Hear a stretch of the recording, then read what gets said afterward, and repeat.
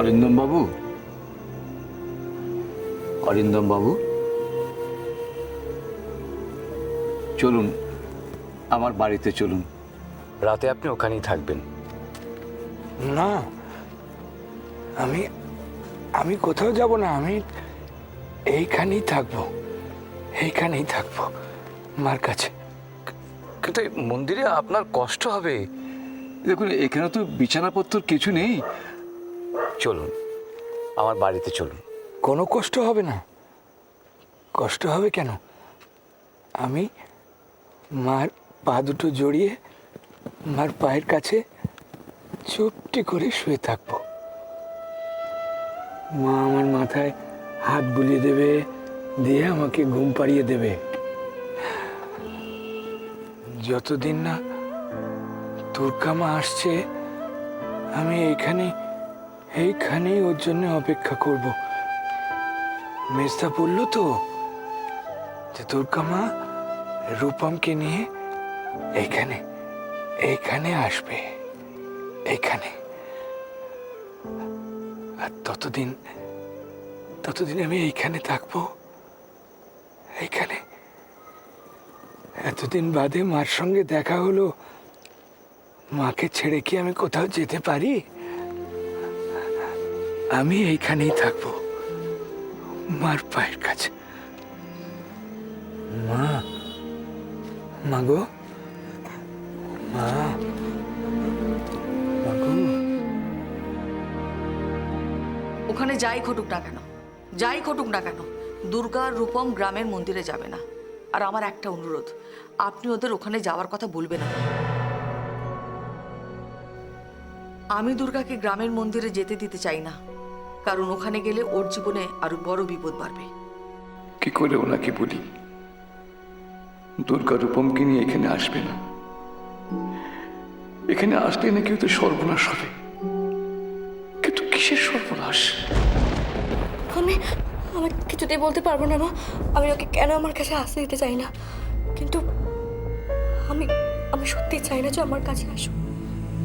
আমি বুঝতে পেরেছি দুর্গা, ঠিক কোন কারণে ভয় পেয়েছিস, কিন্তু আমায় তোকে কিচ্ছু বলতে হবে না। আমি একটাই কথা তোকে বলছি, তুই যা দেখেছিস সব ভুলে যা, কিচ্ছু তোকে মনে রাখতে হবে না।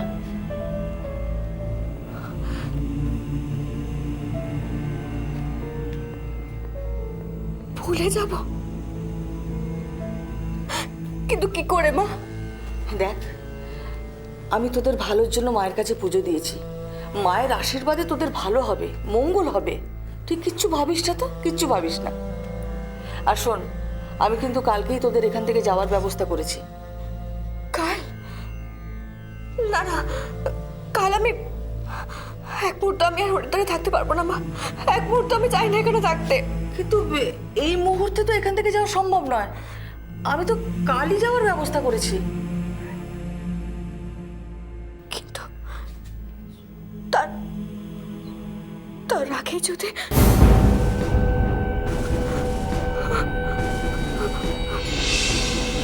দুর্গা, দুর্গা যাস না দুর্গা।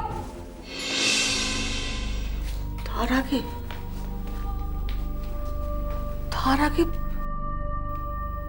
আগে কি দুর্গা কি বলতে চাইছিল? তার আগে কি?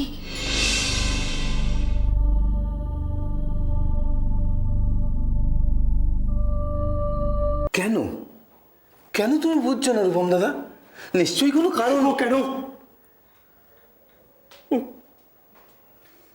কেন আমাকে ওর কাছ থেকে দূরে চলে যেতে বললো কানাইদা? কেন আমাকে চলে যেতে বললো? না না কানাইদা, আমাকে কারণটা জানতেই হবে। রূপম দাদা, তুমি একটু বোঝার চেষ্টা করো। নিশ্চয়ই কোনো কারণ। দুর্গা মা সেটা কল্যাণী মাকে বলবে। তুমি ওনার কাছে। আমি তো ভয় পাওয়ার মতো কিছু করিনি। তাহলে আমাকে আমার নিজেকে অপরাধী মতো মনে হচ্ছে কেন? এটা তুমি বুঝতে পারবে না। তুমি কেন কিছু করবে? দুর্গামাই তো।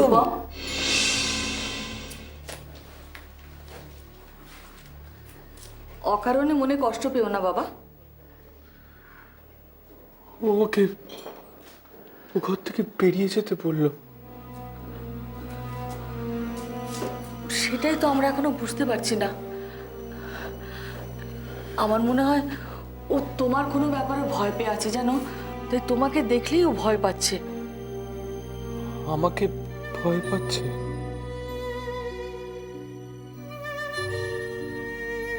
আমি?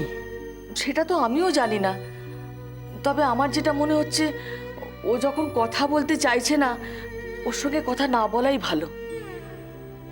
কিন্তু তাহলে তুমি একটা কাজ করো বাবা, কাল সকালবেলা ঠান্ডা মাথায় ওর সঙ্গে গিয়ে আলোচনা করো। কেঁদো না বাবা, কেঁদো না। কিন্তু মা, রূপম দাদা, মা যখন বলছেন তখন আজ থাক না, কাল না হয়।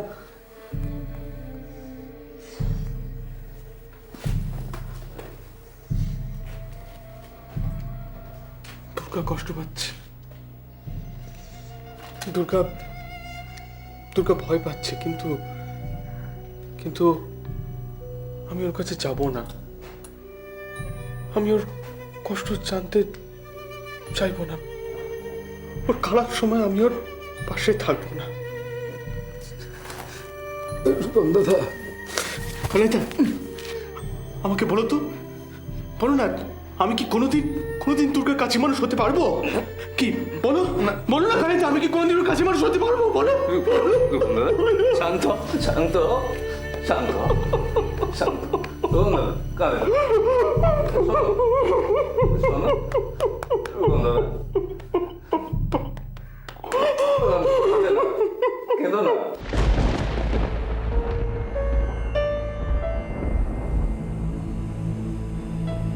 কি করবো আমি কিচ্ছু বুঝতে পারছি না। কলকাতায় ফিরে গেলে কি আমি সব কিছু বলতে পারবো? সব কিছু?